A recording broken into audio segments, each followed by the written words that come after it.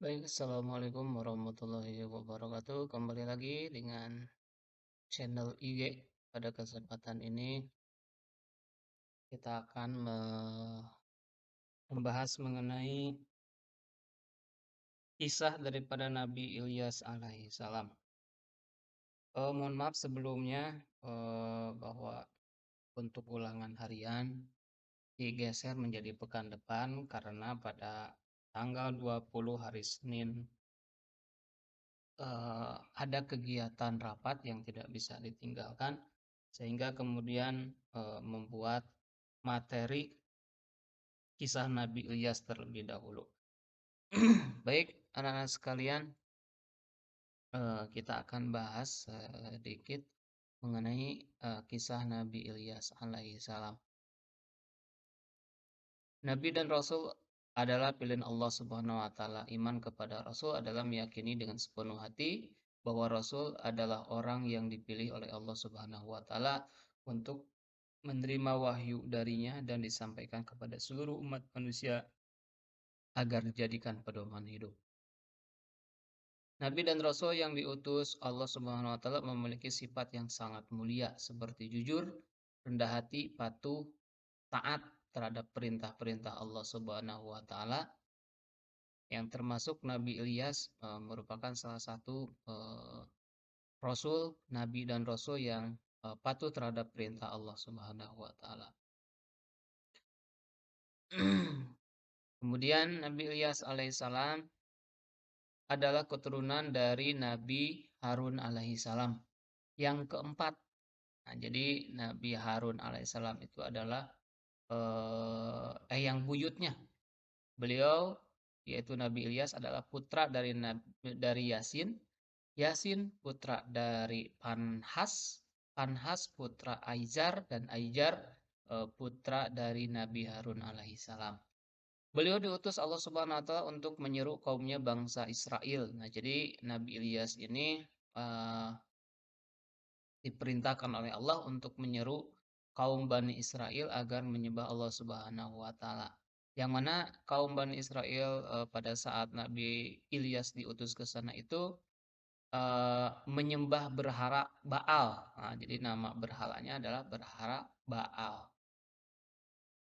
Kemudian sejak dahulu sampai sekarang Bani Israel memang susah diatur. Bani Israel. Oleh karena itu, sepanjang sejarah banyak diutus para nabi kepada bangsa ini. Namun jika nabinya telah meninggal, dunia perlahan-lahan ajaran yang ditinggalkan terkikis habis oleh kemaksiatan. Jadi ketika ada nabi yang diutus ke Bani Israel, kemudian meninggal, ada lagi nabi, meninggal ada lagi nabi. Nah, jadi sesuatu yang diajarkan oleh nabi-nabi yang diutus ke Bani Israel itu selalu terkikis perlahan-lahan dan selalu ada kemaksiatan. Karena penyembahan berhala Baal itu dilakukan di tengah kota, nah jadi Bani Israel, kaum Bani Israel itu menyembah berhalanya itu di tengah kota, maka kota itu dinamakan kota Baal Labak. Nah, jadi nama kotanya adalah kota Baal Labak. Kaum Bani Israel menyepelekan, meremehkan, bahkan menggunjing kedatangan dari Nabi Ilyas alaihissalam dan tidak menghiraukan seruannya. Bahkan tidak segan-segan menghina, mengejek, mencaci, memaki Nabi Ilyas alaihissalam. Meskipun demikian, Nabi Ilyas tetap dengan tenang hati, senang hati, ikhlas, dan tidak bosan-bosan mencegah keburukan dan mengajak terhadap kebaikan bagi kaum Bani Israel tersebut. Kemudian firman Allah Subhanahu wa taala dalam surat As-Saffat ayat 123 sampai 125. A'udzubillahi minasyaitonir rajim. Bismillahirrahmanirrahim. Wa inna Ilyasa laminal mursalin. Kemudian ayat 124-nya idz qala liqaumihi alla tattaqun. Kemudian ayat 125-nya atad'una ba'law wa tadaruna ahsanal khaliqin. Yang artinya ayat 123, dan sesungguhnya Ilyas benar-benar termasuk salah seorang rasul. Ingatlah ketika ia berkata kepada kaumnya, mengapa kamu tidak bertakwa? patuhlah kamu menyembah Baal dan kamu tinggalkan sebaik-baik pencipta. Nah, ini Baal, ini salah pengetikan nih, Baal mestinya. Nah, surat As-Saffat ayat juz 30 maaf, ayat 123 sampai 125. Nomor suratnya 37. Kemudian Nabi Ilyas alaihissalam tinggal di negeri Israel. Nah, Israel ya sekarang perang dengan Palestina. Yang sekarang itu Perdana Menteri Israel itu adalah si Benyamin Netanyahu. Ketika itu negeri Israel dipimpin oleh seorang raja yang zalim. Makanya sampai sekarang Israel itu zalim terhadap negara Palestina. Raja itu adalah Raja Ahab. Nah, jadi Israel pada saat itu rajanya adalah Raja Ahab.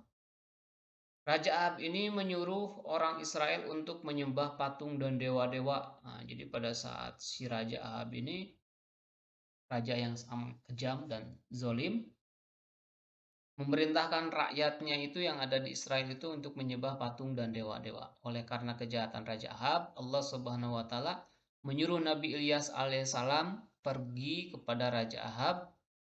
Nah, jadi Allah mengutus Nabi Ilyas ke negara Israel yang rajanya pada saat itu adalah Raja Ahab agar menyerukan selama 2 atau 3 tahun tidak akan ada embun atau hujan sedikit pun. Nah, itu kata Nabi Ilyas atas seruan daripada Allah ataupun perintah dari Allah Subhanahu wa taala. Kecuali saya yang mengatakannya. Nah, ini mengatakannya ini, bukan mengatakannya, mengatakannya. Nah, jadi kata Nabi Ilyas tidak akan ada hujan 2 sampai 3 tahun. Bahkan tidak ada embun ataupun hujan sedikit pun. Maka dari itu bertobatlah kepada Allah Subhanahu wa taala dan sembahlah Allah. Raja Ahab kesal dan marah kepada Nabi Ilyas alaihissalam dan berusaha untuk membunuh Nabi Ilyas alaihissalam.